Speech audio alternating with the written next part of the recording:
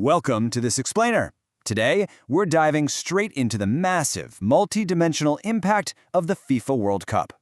We're going to trace its evolution from a tiny 13-team tournament back in 1930 all the way to the absolute global juggernaut it is today. But first, did you know the world's most coveted sports trophy was stolen? Not once, but twice? Found by a dog and even replaced by a fake? I know, it sounds exactly like the plot of a true crime movie, but it is entirely factual. The most prestigious prize in sports has this incredibly wild history filled with canine heroes, secret replicas, and international conspiracies. So here is our roadmap for today's journey. We'll start with those bizarre trophy heists, then dig into the politics, culture, and identity of the games. After that, we'll see how pitch controversies are driving tech innovation, break down the billion-dollar economy, and finally, look ahead to the 2026 mega expansion. Let's jump right into part 1, the bizarre trophy heists. This timeline is just fascinating. Picture this, it's 1966, just months before the tournament in England, and the solid gold trophy is stolen. Miraculously, it gets sniffed out under a hedge by a dog named Pickles. Now, terrified of losing it again, the English FA secretly commissioned a jeweler named George Bird to create a brass replica. In 1970, England officially returns the real trophy to FIFA, but Bird? Well, he keeps the fake one hidden under his bed for decades. Meanwhile, the real gold trophy goes to Brazil, where in 1983 it's pried from a wooden cabinet, stolen again, and tragically melted down into gold bars. The original is literally gone forever. Which brings us to this staggering number, over £250,000. In 1997, FIFA goes into an absolute panic. George Bird had passed away, and his family put that secret brass replica up for auction. This sparked a wild conspiracy theory. What if England actually returned the fake back in 1970?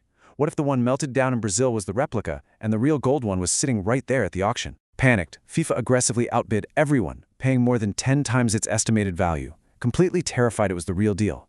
After strict testing, yeah, it was just the brass replica. All right, moving on to part 2, politics, culture, and identity. Out of 22 editions stretching over nearly a century, only these 8 nations have ever actually lifted the cup. It's a massive historical duopoly, exclusively divided between Europe and Latin America. And this isn't just about athletic talent, It's deeply rooted in sociology, showing a massive concentration of sporting power that shapes how millions of fans experience national pride. So what drives this difference? The crucial point here is the contrast in how these two dominant regions developed their styles. European success heavily relies on highly structured tactical environments and strict academy systems. On the flip side, Latin American dominance was essentially born from socioeconomic survival. In places like Argentina and Brazil, players learned on the potrero, unstructured dirt fields and tight alleys, which demanded unbelievable individual ball control. In Brazil, this fused with cultural elements to create ginga, a completely unpredictable, rhythmic style of play that those rigid European tactics historically just couldn't handle. But with that kind of unmatched cultural power comes political exploitation. Historically, various regimes have utilized the tournament's incredible reach for their own geopolitical messaging. In the 1930s, Mussolini used Italy's victories for propaganda, while in 1978, the Argentine military junta used the tournament to distract the globe from internal controversies. By 1974, we see a massive shift into a global commercial enterprise. And importantly, as the tournament expanded over the years, it gave nations from the global south, particularly across Africa and Asia, a really prominent platform to assert their presence on the world stage. Okay, part 3, controversies driving tech innovation. You probably remember this single moment because it literally changed football forever. In 2010, England's Frank Lampard hits a shot that bounces a full half-meter over the German goal line. The entire world saw it happen on TV, but the referee missed it. This specific, absolutely heartbreaking moment of human error proved definitively that the human eye could no longer keep up with the sheer speed of the modern game. It basically forced FIFA to finally embrace technology. And that blunder sparked a super-fast action-reaction cycle. Just 4 years later, in 2014, we got goal line technology using 14 high-speed cameras. By 2018, VAR, the video assistant referee, was brought in. By 2022, the ball itself literally contained sensors transmitting data 500 times a second. And looking ahead to 2026, we're talking 3D digital player twins and AI making calls in fractions of a second. High-stakes controversies on the pitch birthed a full-blown digital revolution. Let's follow the money in part 4, the billion-dollar economy.